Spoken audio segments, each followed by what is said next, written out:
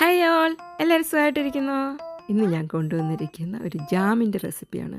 എന്ത് ജാമാണെന്നല്ലേ? Mango jam. അപ്പോൾ എല്ലാവർക്കും ഇഷ്ടപ്പെട്ടൊരു ഫ്ലേവറല്ലേ മാംഗോ. അപ്പോൾ നമുക്കിപ്പോൾ മാംഗോയുടെയൊക്കെ സീസണൊക്കെ തീരാൻ പോവുക. അപ്പോൾ അതിന് മുന്നേ നമുക്കിങ്ങനെ ജാമൊക്കെ ഉണ്ടാക്കി വയ്ക്കാം കേട്ടോ.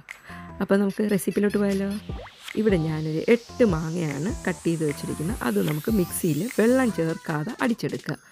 ഇനി ഞാൻ 2 കപ്പ്, എനിക്ക് ആ പ്യൂരി 2 കപ്പ് അളവിൽ കിട്ടിയിട്ടുണ്ട്. അപ്പം നമ്മൾ ആ മെഷർമെൻറ്റ് കറക്റ്റായിട്ട് തന്നെ എടുക്കണം കേട്ടോ ജാമിൻ്റെ. അപ്പോൾ അതനുസരിച്ചാണ് നമ്മൾ പഞ്ചസാര ആഡ് ചെയ്യുന്നത്. അപ്പോൾ ഇപ്പോൾ 2 കപ്പോളം എനിക്ക് മാംഗോയുടെ പൾപ്പ് കിട്ടിയിട്ടുണ്ട്. ഇനി ഞാൻ എന്ത് ചെയ്യുന്നു വെച്ചാൽ ഈ സെയിം കപ്പ് അളവിൽ തന്നെയാണ് ഞാൻ പഞ്ചസാര എടുക്കുന്നത്. കണ്ടോ, ആ സെയിം അളവിൽ തന്നെ പഞ്ചസാര ഇച്ചിരി കുറഞ്ഞാലും കുഴപ്പമില്ല, കാരണം മാങ്ങയുടെ മധുരം അനുസരിച്ച് നമ്മൾ പഞ്ചസാര ആഡ് ചെയ്താൽ മതി. അപ്പോൾ എൻ്റെ ഈ മാങ്ങയ്ക്ക് ഏകദേശം നല്ലൊരു മധുരമുണ്ട്. അപ്പോൾ ഞാൻ അതുകൊണ്ടാണ് ഫുൾ പഞ്ചസാര എടുക്കാതെ കുറച്ച് ഒരു 2 ടീസ്പൂൺ പഞ്ചസാര മാറ്റിയത് കേട്ടോ. അപ്പം നിങ്ങളുടെ മാങ്ങയുടെ മധുരം അനുസരിച്ച് വേണം ചെയ്യാൻ. ഇനി ഇതേ മാങ്ങ നല്ല തിള വരുമ്പോൾ നമ്മളിപ്പോൾ ഞാൻ ഹൈ ഫ്ലെയിമിലാണ് ചെയ്തത്. തിള വന്നതിന് ശേഷം നമ്മൾ ലോ ഫ്ലെയിമിലേക്ക് വെച്ചിട്ട് ഒരു 25 മിനിറ്റോളം നല്ല കണ്ടിന്യൂസ് ആയിട്ട് ഇളക്കണം.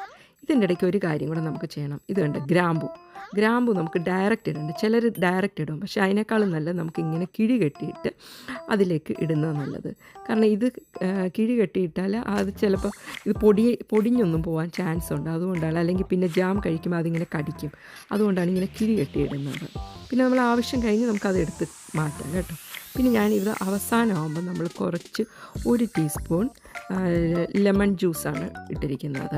ഒരു നാരങ്ങയുടെ ഫുൾ നീര് വേണം കേട്ടോ. കുരുവൊന്നും ഇടല്ലേ, അത് ശ്രദ്ധിക്കണം. നമ്മൾ ലെമൺ ജ്യൂസ് ആഡ് ചെയ്യുന്നത് എന്തിനാണെന്ന് വെച്ചാൽ ആ ജാമിൻ്റെ കൺസിസ്റ്റൻസി ഒന്ന് കറക്റ്റായിട്ട് കിട്ടും ചെയ്യും. പിന്നെ നമ്മളിത് പെട്ടെന്നൊന്നും ഇത് ചീത്തയാവത്തില്ല കേട്ടോ, ലൈം ജ്യൂസ് ആഡ് ചെയ്ത് കഴിഞ്ഞാൽ. കണ്ടോ, ജാമിൻ്റെ സെയിം കൺസിസ്റ്റൻസി വന്നില്ലേ. അപ്പോൾ ഇത് എങ്ങനെ കറക്റ്റ് ഇത് ചെക്ക് ചെയ്യുന്ന രീതി കാണിച്ചു തരാം. ഇപ്പോൾ കണ്ട ജാമിൻ്റെ അതേ സെയിം രീതിയുണ്ട്. ഇനി വേറെ രീതിയിൽ നമുക്കിത് ചെക്ക് ചെയ്യാം. ഇതുപോലെ ഒരു പാത്രം എടുത്തിട്ട് നമ്മളിത് ഇതുപോലെ ഒന്ന് ജസ്റ്റ് കുറച്ച് ജാം ഇട്ടിട്ട് ഇതിങ്ങനെ ഒന്ന് കമത്തി നോക്കുക. അപ്പോൾ ഒരു ലിക്വിഡ് പോലെ വരുവാണ്, ഈ ജാം റെഡി ആയിട്ടില്ല. ഇപ്പോൾ അങ്ങനെയൊന്നും വരുന്നില്ല, കറക്റ്റ് ഉണ്ട്, ആ ജാമിൻ്റെ കറക്റ്റ് കൺസിസ്റ്റൻസി ആയിട്ടുണ്ട്. അങ്ങനെ നമ്മുടെ ജാം റെഡി ആയിട്ടുണ്ട്. ഇനി നമുക്ക് ബ്രെഡിൽ തേച്ച് കഴിക്കാം. അപ്പോൾ ഇത് നല്ല സൂപ്പർ ടേസ്റ്റാണ് കേട്ടോ, നിങ്ങളൊന്ന് ട്രൈ ചെയ്ത് നോക്കണം. അപ്പോൾ എൻ്റെ റെസിപ്പി നിങ്ങൾക്ക് ഇഷ്ടപ്പെട്ടെങ്കിൽ, പുതുതായിട്ട് ആരെങ്കിലും കാണുന്നുണ്ടെങ്കിൽ ഒന്ന് സബ്സ്ക്രൈബ് ചെയ്യണം. ബാക്കിയുള്ളവർ ലൈക്കും ഒരു കമൻറ്റും തന്നേക്കണം എനിക്ക്. അപ്പോൾ നമുക്ക് വീണ്ടും പുതിയ റെസിപ്പിയായിട്ട് കാണാം. Bye bye, see U.